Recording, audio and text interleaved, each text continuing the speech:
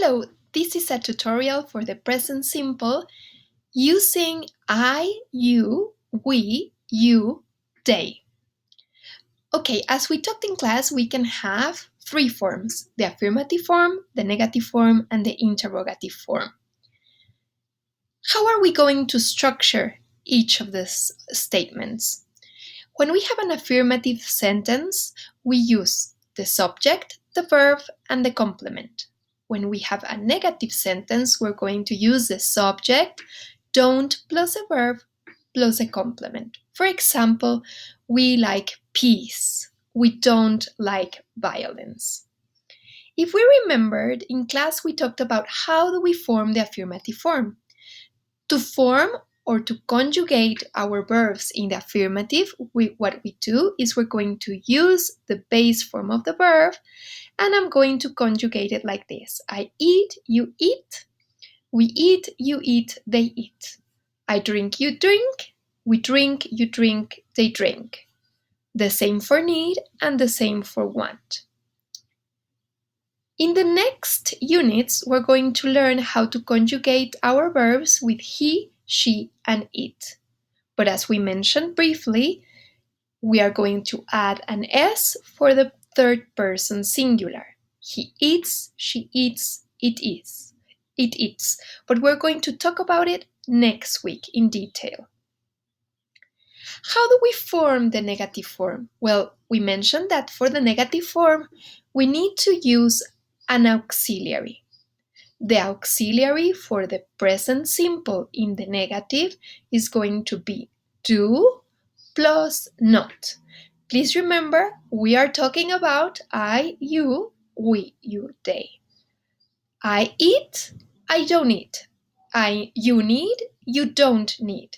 We have, we don't have. You want, you don't want. They like, they don't like. The auxiliary is do plus not. We can use a contraction, don't. Do not is the full form, don't is a contracted form, and here we have the auxiliary and the verb in the base form. Okay? Moving on. How do we make questions? Now, remember, to make questions, we're going to use again an auxiliary to help us have a schematic sentence or way to form our interrogatives. We have the auxiliary do, the subject, and the verb. Once again, let me remind you that this is going to go for the forms in the first and second person, in the singular, and in the plural. I, you, we, you, they.